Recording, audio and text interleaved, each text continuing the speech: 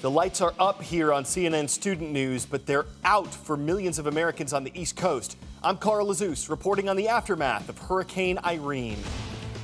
It only took a couple days for the storm to billow up the eastern seaboard, but it could be a long time before some places in its path get back to normal. Some hard numbers for you. 3 million, the number of Americans living without electricity. 700,000, an estimate of how many air travelers were grounded because of the storm. Billions, monetary estimates for the damage caused. And here's one reason for that. Look at these floodwaters in Vermont. This is the state that really took the brunt of the storm, with virtually every waterway it has flooded. The state police captain says southern Vermont is pretty much shut down. The state's under what could be its worst flooding since 1927. Authorities here and in New Jersey had warned that the flooding would get worse in the days after the storm. The problem for so many other folks? Well, you can see it in these pictures. Some power lines fell in Irene's gusty winds.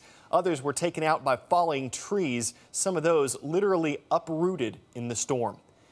Dozens of people died when Irene came through. Floods, falling trees, accidents, power lines, all of them to blame. Another danger in a hurricane is its storm surge. This is this wall of ocean water that a system blows in.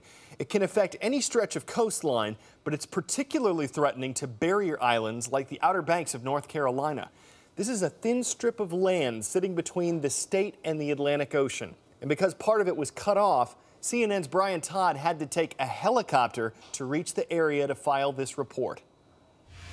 We did get some great aerial shots from our helicopter for the National Guard as we went with them on a damage assessment mission around Hatteras Island and Ocracoke Island. And we saw flooded out roads, entire flooded neighborhoods. One older home not only got hit with the hurricane, but caught on fire and burned down. Then we saw the reason why this place was cut off. This incredible breach on Highway 12 running north to south. It connects Hatteras Island to some of the other Outer Banks barrier islands, which then connect those islands to the mainland through causeways. But this section of Highway 12, incredible. It looked like an earthquake hit it. The road caved in, it was chopped up, there are power lines down. The Atlantic Ocean is now running over it, essentially. I asked a local resident, Matthew Williams, just what people were thinking. But what's the philosophy? Why do people like you stay through this? I don't know. I guess it's, I don't know. You know, we grew up here. That's the main thing is getting back. You know, when you're gone, you know, you're wondering what your belongings, your property. You know, wondering how it is. You know, it's your whole life here, so it's kind of hard to leave. Now, another resident told us that folks there have lived through stronger hurricanes, at least technically stronger, Category 2, 3, and even 4 hurricanes that they've stuck around for. But this same resident told us, even with that, he's still never seen flooding like this. And they haven't really had a breach on that highway since at least 2003 when Hurricane Isabel blew through. But that breach, we're told, may be the most severe they've ever had. On this day in history, August 30th, 1967, Thurgood Marshall became the first African-American Supreme Court Justice. Marshall served in the High Court for more than 2 decades. In 1983, Guyon Bluford launched into history aboard the Space Shuttle Challenger, becoming the first African-American in space. Bluford later flew 3 more shuttle missions between 1985 and 1992. A historic day for Japan could be on the horizon. Looks like the Asian country is about to get a new leader. Yoshihiko Noda is currently the country's finance minister. But Japan's prime minister, its leader, quit his job on Friday because of the massive problems Japan faces. Noda is expected to be voted in as Japan's new prime minister today. He would be Japan's 6th leader in 5 years, and his work will be cut out for him. Like the U.S., Japan is struggling economically. What made things so much worse for the island nation were the earthquake and tsunami that hit in March. Japan's trying to figure out a way to rebuild the tsunami-struck region. The nuclear crisis that started when some of Japan's reactors overheated, still a problem. And Japan's credit, its ability to get loans, has taken a hit too. Noda is calling for leaders to hold back from criticizing each other and to work together to get Japan through this crisis. We're also keeping an eye on the Middle Eastern nation of Syria. Like several countries in the region, Syria has seen protests this year, people speaking out against their government.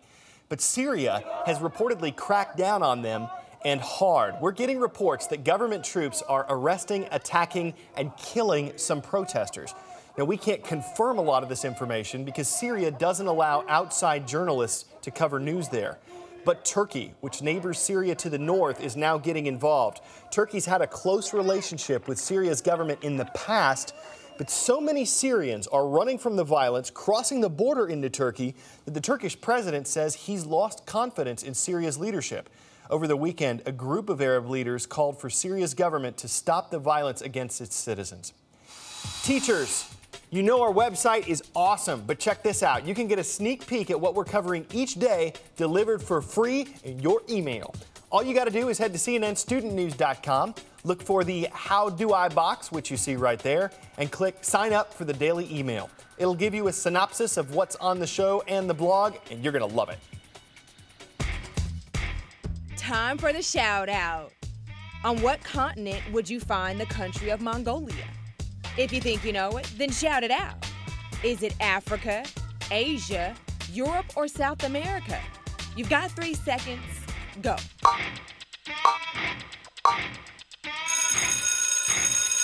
The Asian nation is home to more than 3 million people. That's your answer, and that's your shout out. Okay, 3 million people, but they're very spread out. Mongolia has one of the lowest population densities on the planet. Tradition's an important part of Mongolian culture, and this is where throat singing comes in. If you've ever heard it before, you've probably never forgotten it. And as CNN's Stan Grant reports, traditional throat singers hope their style won't be forgotten. Listen to this. I won't even try to describe this singing, just listen. On the shores of one of Mongolia's largest lakes, this is a rare treat, a performance by Tserendava, one of the country's most revered throat singers. It's a sound squeezed out of the back of the throat, but formed deep in the gut. Throat singing is first and foremost human music, he says. To create the music needs power and strength.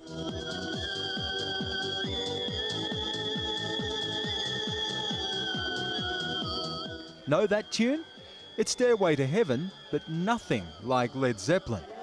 Tserendava has taught his sons well. He's glad they're following the tradition, but not so happy about the modern twist they're putting on an ancient sound. I'm very disappointed, he says, that recently young people rock pop style, changing our throat singing, because the basic characteristic of throat singing is lost in that way. Well, try this. This is Attune, a band that is taking Mongolian folk music, cranking the amps up to 10 and blasting it out to the world. Of course there was some criticism, but not very much, says Erke, the band's leader. We are creating a new style based on our national instruments, so it caught the audience's interest. The band formed at music school in 2002, now travels widely throughout Europe and Asia.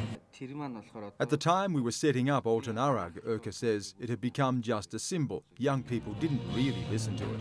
So we play our national instruments because we want to spread our national music to Mongolians, especially young people, and beyond that, to the world. The instruments are the same. The music comes from the same traditions. But like everything in Mongolia, the past is giving way to the future. There are just so many things you could do with Legos. But instead of seeing how they stack up, this artist decided to lay them out in the image of Mona Lisa. She's so like the lady with the mystic smile.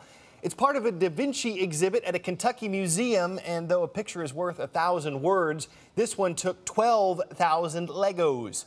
It's hard to say what the original artist would have thought about seeing his work blocked out, but if he could Lego his ideas about traditional art, this would give him something to smile about, if that's really what Mona Lisa was doing. Tomorrow's a blank canvas on CNN Student News. Join us then to see what we come up with.